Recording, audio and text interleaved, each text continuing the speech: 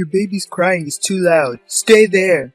In the midst of a cold winter night, my husband dragged me, carrying our baby, and forced me out onto the balcony. Moreover, he locked the window from inside so that I couldn't return to the room. Ignoring my pleas as I banged on the window, he downed his whiskey in one go and went straight to bed. The cold north wind blew relentlessly into our 8th-floor apartment balcony, draining warmth from my body. At this rate, my baby will fall ill. Sensing my fear, the baby cried out even more. The more I thought about our situation, the more crushed I felt by anxiety. My name is Lisa. I'm 33 years old.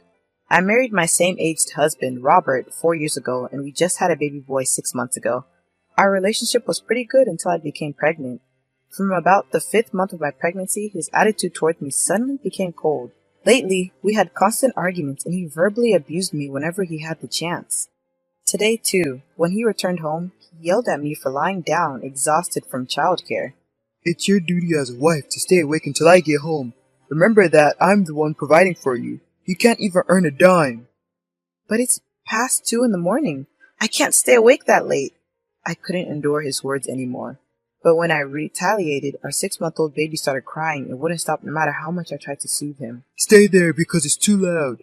Suddenly, Robert shoved me, carrying the baby onto the balcony and locked the door. No matter how much I banged on the window, he wouldn't come back from the bedroom. What's worse, I only had my pajamas on and a cardigan. I didn't even have my phone to call for help, and we were on the 8th floor of our apartment building. It was impossible to get down by myself. The baby was crying even more in this situation. I can't stay out here in the cold wind forever. Worried about my baby's health more than my own, I searched for something to block the wind. I found a tarp in the storage box on the balcony, and I used it to huddle up tightly with the baby, enduring the cold. As if sensing my anxiety, the baby continued to cry, and only his voice echoed in the cold air. I decided to somehow endure until morning, when Robert would hopefully have calmed down, but the cold made my entire body shiver uncontrollably. Before I knew it, it started to drizzle, and it looked like it was going to snow soon. I started to zone out as time passed. This is not good. I need to hold myself together and stay awake. If I fall asleep now, things will take a turn for the worse. I slapped my own cheek to wake myself up, but my consciousness was slowly fading. That's when I suddenly heard a voice calling me. Lisa? Is that you? What are you doing out here at this hour? Looking around, unsure of where the sound was coming from, I noticed the partition board on the balcony, separating our apartment from the one next door, had been removed. Through the gap appeared our neighbor, Miss Miller, looking concerned. This board has been damaged and cracked from a hurricane once and hadn't been repaired since. I had a fight with my husband, and he kicked me out. He even locked the door, so I can't get back inside. What? That's terrible, especially in the middle of a winter night. Come over to my place then. It's a good thing I hadn't fixed this partition board. Miss Miller had removed all the cardboard that had been used to cover the hole. The hole was just big enough that an adult could crouch and squeeze through. Aren't we causing you trouble at this hour? I asked her. No time for that now, she said. First, pass me your baby. I trusted her with my baby, who she kindly offered to take and accepted her invitation into her home. Once inside, she gently wrapped the baby in a warm, soft blanket. To my amazement, the crying baby, who had been inconsolable until a moment ago, quieted down and soon started breathing peacefully, fast asleep. It must be warm and cozy now. Lisa, don't hesitate and get warm under the heated blanket, she said. Oh, thank you. I'm sorry for the inconvenience at this late hour, I replied. My fight with my husband had indeed started after 2 a.m., and the clock on the wall now pointed to 3:30. I had been outside on the balcony for about an hour, and my body felt chilled to the bone. My hands and feet tingled numbly. The baby seems fine. I work night shift, so I'm naturally a night owl.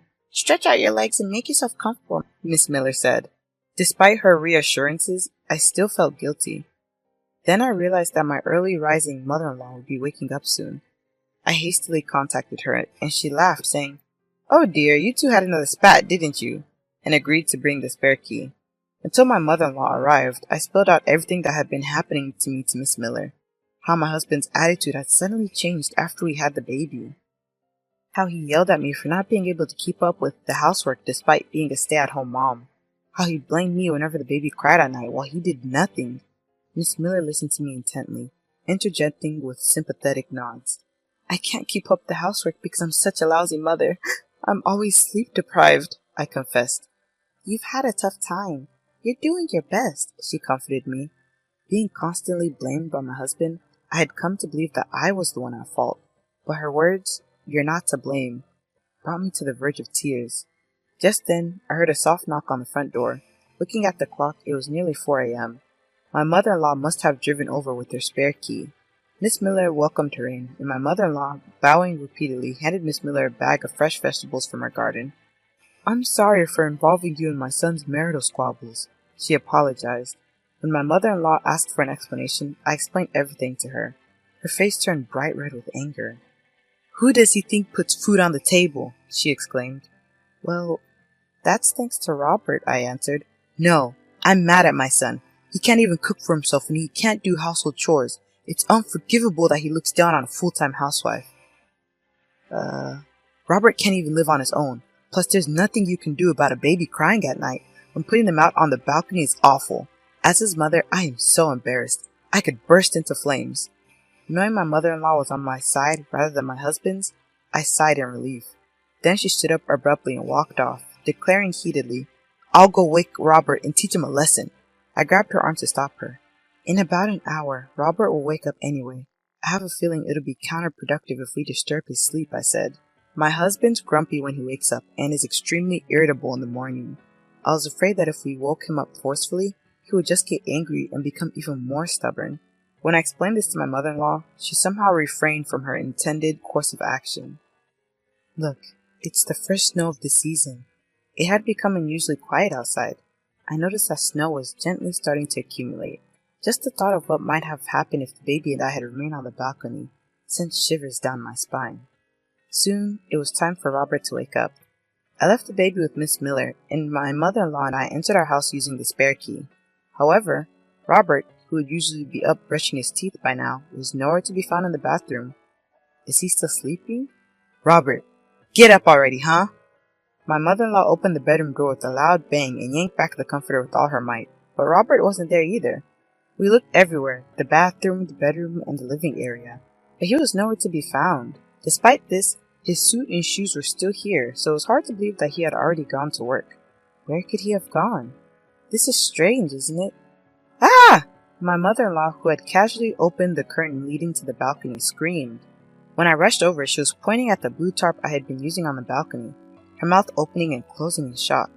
Underneath it, I could see a glimpse of someone's foot. What could it be? As I nervously lifted the blue tarp, there was Robert, collapsed in nothing but his underwear. What? Why is he on the balcony? Could it be? My mother-in-law said she had come into this room once before going to the neighbors. At that time, she noticed that the balcony window was open, so she closed it and locked it. But I don't think Robert was here at that time. I wonder why. My mother-in-law called out, "Come on, wake up," to Robert several times, but it seemed like he had lost consciousness. To prevent his body from getting cold, we covered him with a blanket and decided to wait for the arrival of an ambulance. I need to call his workplace and tell them that he'll be taking a day off. I tried to use Robert's phone that was nearby, but it was locked and I couldn't open it. "Oh, if it's fingerprint recognition, you can do it like this." My mother-in-law grabbed Robert's hand, used his finger, and unlocked the phone in an instant. What's this? The screen of his phone was left open on iMessage, and there was a lovey-dovey exchange with his affair partner. Upon closer inspection, the recipient of the message was my friend, Serena. Tracing back their convo, turns out the relationship began 6 months ago. Just around the same time I was entering my second trimester of pregnancy, and my husband's attitude started to grow cold. Not only that, but there were heaps of intimate photos stored in his photo gallery. I see. So that's what was going on. I can't believe they're still seeing each other. Feelings of outrage began to boil within me, and to think that the woman he's cheating on me with was my own friend. My goodness, what is this girl thinking? Let's teach her a lesson she won't forget. With that, my mother-in-law smirked and shared a secret strategy. My husband, who had been rushed to the hospital by ambulance, regained consciousness after various tests and treatments. Still, he was kept in the hospital for a few days, just in case. "Where am I?" As he woke up and looked around in confusion, I explained to him why he was here, and he suddenly became furious. "I was worried that you had fallen off the balcony when I saw you were gone. I slipped and hit my head while trying to check below.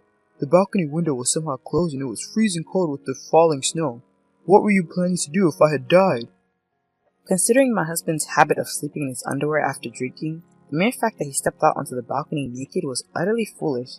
I'm sorry you didn't make it to the other world. You must have locked the balcony door to get back at me. That's not true. Your mother did that. She probably locked it without realizing you were down. Eh? My mom? I couldn't get into the house, so I asked your mom to bring the spare key. Robert was pretty surprised to hear that his mom had come. He kept grumbling about being scolded later now that his mom knew, and how embarrassing it would be if the story spread among relatives. By the way, how did you manage to get off the balcony? Miss Miller next door noticed and came to my rescue. You never even bring in the laundry, so you probably didn't know that the balcony partition was broken, did you? What? So when she asked why I was on the balcony in the middle of the night, I told her everything. When he realized that not only the relatives, but also the neighbors knew about it, Robert's face gradually turned devilish. You're messing with me, you stupid woman. And remember this, he shouted at me. I then thrust his phone in front of him. You've got some nerve to be so arrogant. Of course, his phone had records of conversations with his mistress and photos of them being intimate. Robert's face, which was gasped for a moment, gradually turned pale, saying, "This is bad. It's unacceptable that you had an affair, let alone with my friend." You're a terrible woman for snooping on someone else's phone. When I was looking up the phone number to contact your company, your iMessage was left open. Eh? The company? You're taking a day off today, so it's only right to let them know. After saying that, I explained everything about why he would be taking a day off. Robert looked shocked, and then, naturally, he became extremely pale and held his head in his hands. Your boss said that's terrible. I never thought he was that kind of person. I wonder what's going to happen from here on. You might get demoted, or even fired. If I get fired, you're going to have trouble making ends meet. My husband, as usual, lashed out at me with his arrogant attitude. He talked as if everything was my fault. For so long, this attitude made me feel like I was the one to blame. But not anymore. It doesn't matter to me. I despise men who cheat, and above all, I can't be with someone who puts our children in danger. Let's divorce cleanly and conclusively. No way, you're joking. You just have to listen to me, he bellowed, assuming that his aggressive behavior would keep me submissive. It became evident that it was pointless to reason with him. I'm going to make sure you sign the divorce papers, no matter what. I also informed him that I had already contacted the husband of his mistress, who was understandably furious and on his way to the hospital, and that he'd mentioned his black belt in karate and his intention to seek more than just compensation.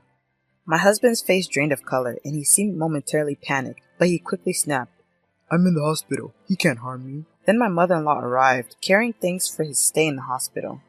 Oh, you're awake, you good-for-nothing, she remarked. It's your fault, Mom. You locked the balcony door, he defended. You were the one who started all this by forcing Lisa and the baby out on the balcony because you were bothered by your own baby's cry, she retorted.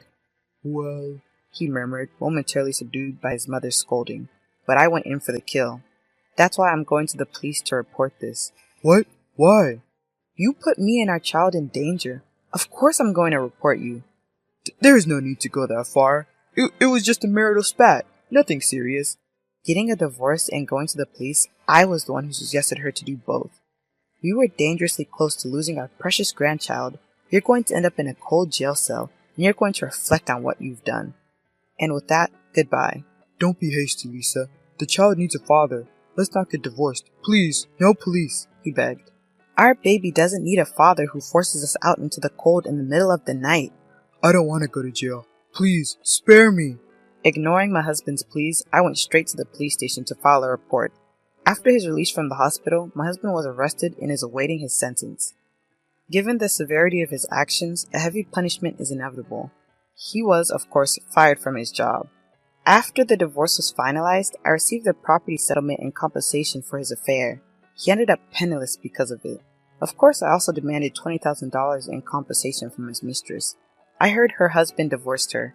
Now I'm living back home at my parents' house with my son. Maybe it's because the irritable man at home is gone, but my son smiles a lot more these days. When we occasionally visit my mother-in-law, she's always delighted to see us. I will continue to raise my son with overflowing love to protect his precious smile.